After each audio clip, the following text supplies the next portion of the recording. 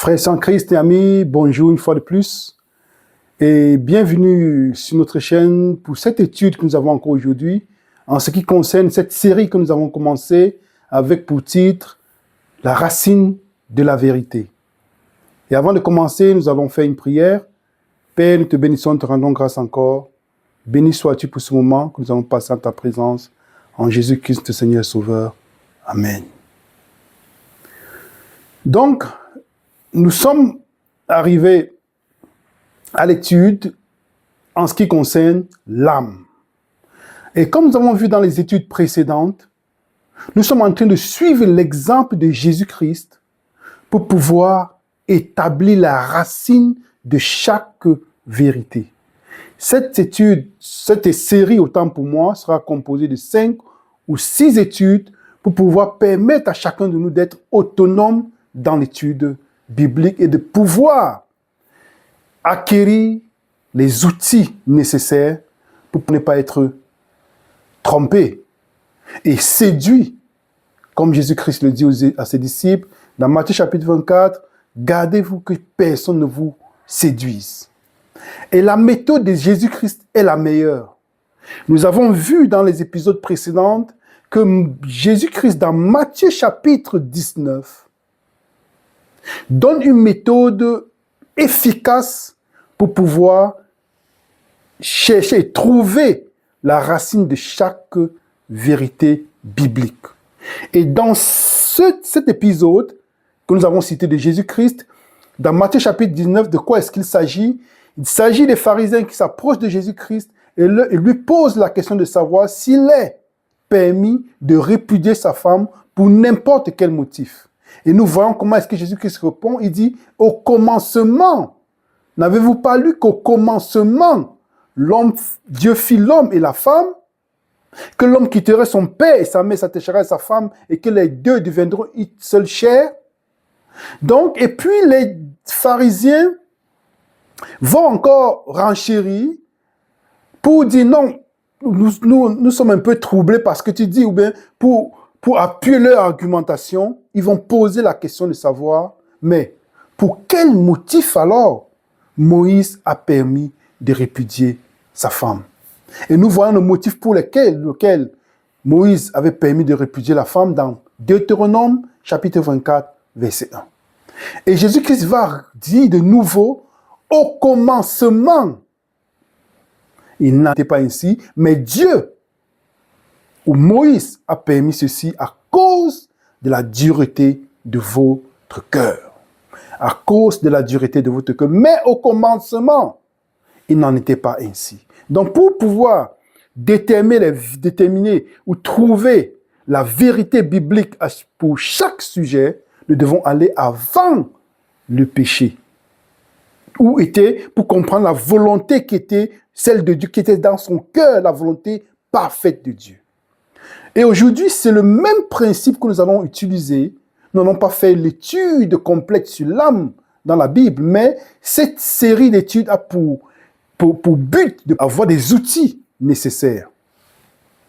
Donc, on va prendre juste les points clés. En ce qui concerne l'âme, comment faire pour pouvoir trouver la vérité ou la racine de cette vérité biblique? Ceci se trouve, nous allons aller, comme Jésus-Christ, suivre son exemple de la première mention dans la Bible en ce qui concerne l'âme. Où est-ce qu'elle se trouve? C'est dans Genèse chapitre 2, verset 7. Allons ensemble dans Genèse chapitre 2, verset 7. Nous pouvons lire ensemble. L'Éternel Dieu forma l'homme de la poussière de la terre. Il souffla dans ses narines un souffle de vie. Et l'homme devint une âme vivante. Le but de notre étude d'aujourd'hui est de comprendre la racine en ce qui concerne la vérité sur l'état de l'âme, dans la nature de l'homme. L'Éternel Dieu forma l'homme de la poussière de la terre. Il souffla dans ses narines un souffle de vie et l'homme devint une âme vivante. Notons une chose, c'est que l'homme devint une âme vivante. Donc il devint ce qu'il n'était pas avant. Pourquoi? Parce qu'il a reçu le souffle de vie. Imaginons que Dieu ait créé l'homme, Adam, dans Genèse chapitre 2, verset 7. Il fait l'argile, il souffle dans ses narines. L'homme, Adam, devient une âme vivante qui a la vie en lui. Imaginons que Dieu reprenne ce souffle. Que devient l'homme? Ou que devient Adam? Comme il était avant. Et le souffle retourne à celui qui l'a donné. C'est simple. Ça, c'est la racine de la vérité biblique en ce qui concerne l'état de l'âme. Donc, notons bien que l'homme devint une âme vivante. Donc, l'âme, en principe, est constituée de quoi? Du corps inerte, sans vie, et du souffle de vie. C'est les deux ensemble qui forment l'âme. Donc, l'homme ne possède pas une âme en soi, comme nous avons été habitués à écouter, mais l'homme est une âme vivante. Et nous allons remarquer que la Bible dit la même chose dans beaucoup de passages. Nous n'allons pas aller étudier tout ce sujet, bibliquement parlant, mais là, comme nous avons dit, nous donnons des outils nécessaires pour pouvoir trouver la perle cachée de façon simple, en utilisant la méthode qu'a utilisée Jésus-Christ dans Matthieu chapitre 19. Et si nous allons ensemble pour voir qu'est-ce qu'une âme, nous pouvons prendre des exemples bibliques. Dans le psaume 103, versets 1 et 2, allons ensemble dans le psaume 103, versets 1 et 2. Nous pouvons lire ensemble dans le psaume 103, versets 1 et 2. Mon âme bénit l'Éternel, que tout ce qui est en moi bénisse son saint nom. Mon âme bénit l'Éternel et n'oublie aucun de ses bienfaits. Mon âme bénit l'Éternel, que tout ce qui est en moi bénisse son saint nom. Donc ça veut dire que tout son être puisse bénir l'Éternel. Et nous voyons bien que le psalmiste considère l'âme ici comme tout son être, que tout ce qui est en moi, que tout mon être puisse bénir l'Éternel. On va prendre un autre témoin. Pour établir un fait biblique, une vérité, un fait, il faut 2 ou 3 témoins. Et nous allons prendre plus de témoins possibles. Exode chapitre 1. Allons ensemble dans Exode chapitre 1, verset 4 à 5. Lisons ensemble. Voici les noms des fils d'Israël, venus en Égypte avec Jacob et la famille de chacun d'eux. Ruben, Siméon, Lévi, Juda, Issachar, Zabulon, Benjamin, Dan, Nephtali, Gad et Aser. Les personnes issues de Jacob étaient au nombre de 70 en tout. Joseph était alors en Égypte. Ça, c'est la version Louis II. Il dit bien, les personnes issues de Jacob. Mais si nous allons dans une version encore plus proche de l'original, dans la version d'Abi, par exemple, il est écrit au verset 5, Exode chapitre 1, verset 5, « Et toutes les âmes issues des règnes de Jacob étaient 70 âmes. » Toutes les âmes issues. Dans la version Louis II, c'est toutes les personnes issues. Nous voyons bien que la personne et l'âme sont la même chose. L'homme ne possède pas une âme, mais l'homme est une âme vivante. Allons prendre un autre exemple dans Actes chapitre 2. Actes chapitre 2, autant pour moi, allons ensemble dans Actes chapitre 2. Nous allons lire le verset 40 et 41. Et par plusieurs autres paroles, il les conjurait et les exhortait, disant, « Sauvez-vous de cette génération perverse. » Verset 41. Ceux qui acceptèrent sa parole furent baptisés, et en ce jour-là, le nombre des disciples s'augmentait d'environ 3000 âmes. Le nombre des disciples augmenta d'environ 3000 âmes. Donc, ces 3000 personnes, nous voyons bien que l'âme est la personne entière. Et nous allons encore dans Apocalypse chapitre 16. Allons encore dans Apocalypse chapitre 16, lisons les versets 1 à 3. Et j'ai entendu une voix forte qui venait du temple et qui disait aux 7 anges, allez et versez sur la terre les 7 coupes de la colère de Dieu. Le premier alla et il versa sa coupe sur la terre, et un ulcère malin et douloureux frappa les hommes qui avaient la marque de la bête et qui adoraient son image. Le second versa sa coupe dans la mer, et elle devint du sang comme celui d'un mort. Et tout être vivant mourut, tout ce qui était dans la mer. Ça, c'est la version Louis II. Tout être vivant mourut, et tout ce qui était dans la mer. Et si nous allons dans la version d'Abi, encore plus proche de l'original, qu'est-il écrit au verset 3, « Et toute âme mourut, tout ce qui était dans la mer. » Toute âme mourut. Et dans d'autres versions, toute personne mourut. Nous voyons que la personne est une âme. Nous sommes une âme vivante. Nous ne possédons pas une âme. Il n'y a pas que quand on meurt, il y a notre âme qui sort de nous et puis qui va vaguer. Non, ça, ce n'est pas biblique. Continuons dans Nombre chapitre 21. Un autre témoin. Nombre chapitre 21, lisons les versets 4 et 5. Et il partit de la montagne de Hor par le chemin de la mer Rouge pour faire le tour du pays d'Édom. Et le cœur du peuple se découragea en chemin. Et le peuple parla contre Dieu et contre Moïse. Pourquoi nous avons fait porter hors d'Égypte pour mourir dans le désert? Car il n'y a pas de pain, il n'y a pas d'eau.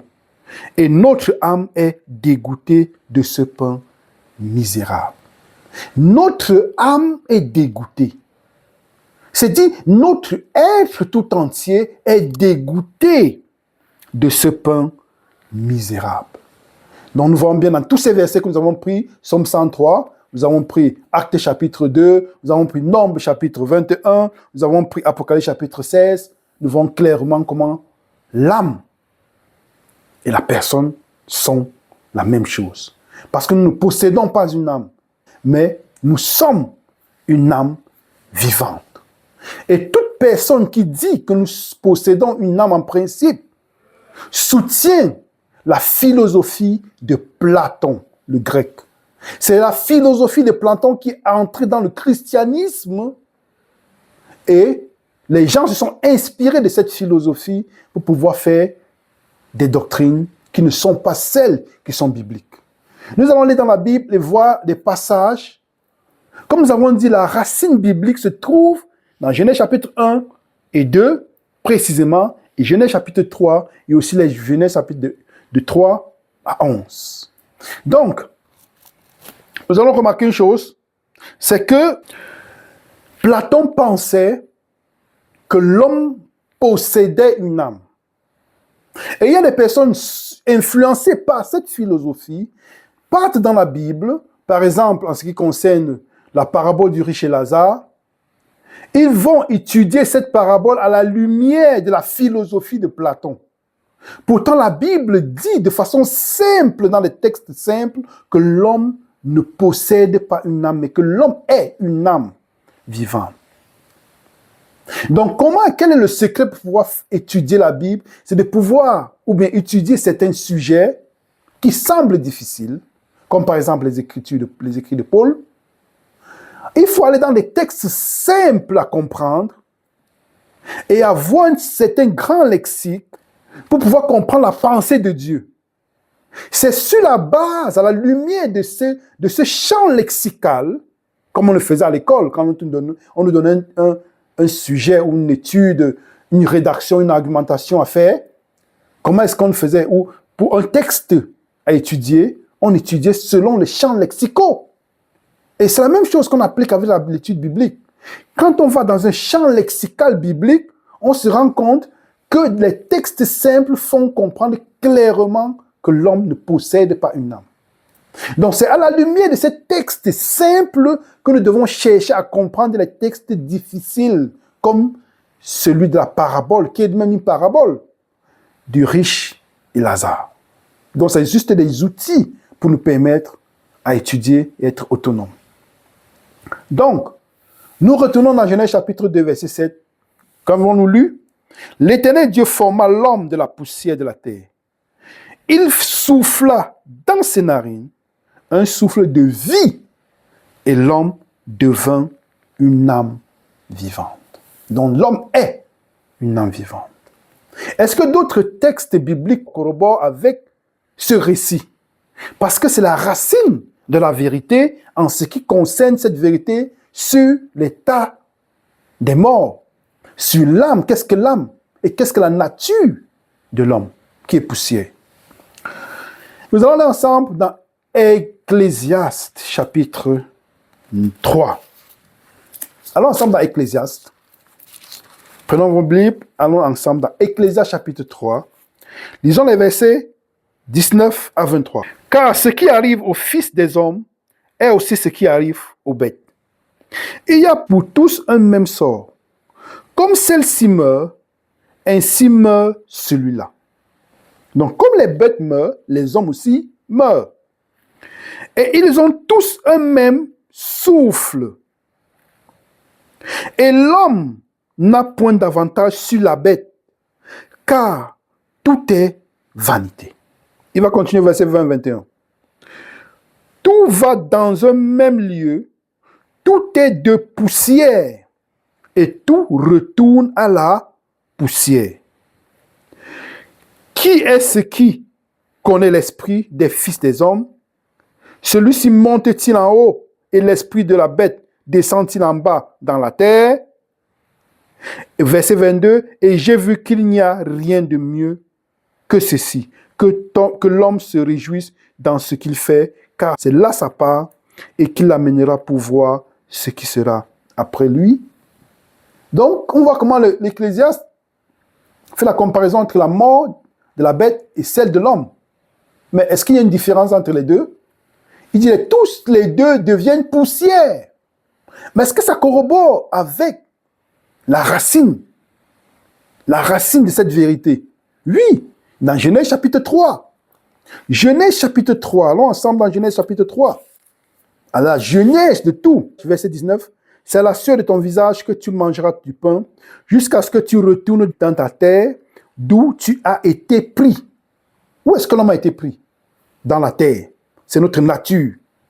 Car tu es poussière, et tu retourneras dans la poussière. N'est-ce pas ce que nous avons lu dans Ecclésiaste chapitre 3? Car tu es poussière, tu retournes dans la poussière. Mais qu'en est-il de l'esprit qui a été soufflé? Qu'en est-il du souffle qui a été mis en l'homme dans Genèse chapitre 2, verset 7? Allons ensemble dans le psaume 146, verset 3 à 4. Psaume 146, verset 3 à 4. Lisons ensemble. Ne vous confiez pas dans les principaux, dans un fils d'homme, en qui il n'y a pas de salut. Son esprit sort, l'homme retourne dans le sol d'où il est tiré. En ce même jour, ses desseins périssent. Ses desseins périssent. Tout ce que nous avions comme projet périssent en ce jour. Ecclésiaste chapitre 12, verset 7. Avant que la poussière retourne à la poussière, Exode chapitre, nous avons lu dans Genèse chapitre 3, comme il y était, et que l'esprit retourne à Dieu qui l'a donné. Est-ce que ça ne corrobore pas avec ce que nous avons vu à la racine de cette vérité qui est dans Genèse? Au commencement, ça corrobore. Genèse chapitre 25, verset 8. Abraham expira et mourut. Après une heureuse vieillesse, âgé et rassasié des jours, et il fut recueilli auprès de son peuple. Quand on dit qu'Abraham mourut, il expira et mourut. Nous voyons bien que ça corrobore toujours, il expire. Dans quel sens? Ça veut dire il remet à Dieu le souffle qui lui a été donné dans Genèse chapitre 2, verset 7. Il expira et il mourut. Donc ça veut dire qu'il y a bien une différence entre la vie et la mort, entre la lumière et les ténèbres. Et il y a bien une différence Parce que les deux ne se combinent pas. Il ne peut pas avoir de vie dans la mort, sinon il n'y a plus de mort. Mais c'est ce que l'ennemi veut nous faire croire.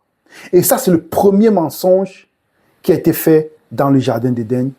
Genèse chapitre 3, quand le serpent s'approche d'Ève, qu'est-ce qu'il dit? Est-ce que Dieu a vraiment dit que nous devons manger d'aucun arbre qui se trouve dans le jardin? Et qu'est-ce que Ève va répondre? Allons dans Genèse chapitre 3. Et souffla dans ses narines un souffle de vie, non de mort, un souffle de vie. Et l'homme devint ce qu'il n'était pas, ça veut dire une âme vivante. Nous voyons clairement que si nous voulons connaître les vérités bibliques, si nous voulons connaître, ne pas être séduits en cette fin de temps où nous sommes arrivés, il faudrait que nous restons à « Il est écrit ».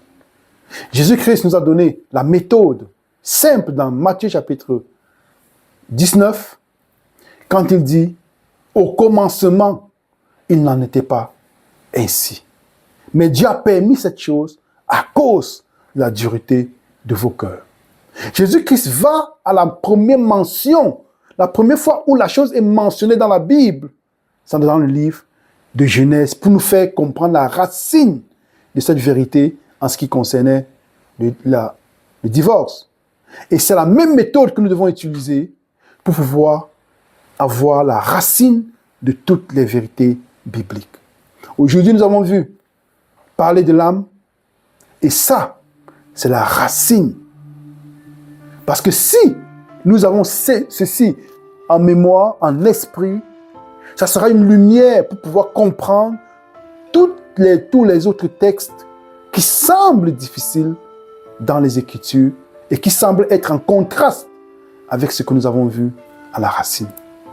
Que l'Éternel vous bénisse, que l'Éternel nous bénisse, afin que par sa grâce, par son Esprit Saint, nous puissions être enracinés dans la vérité telle qu'elle se trouve en Jésus-Christ.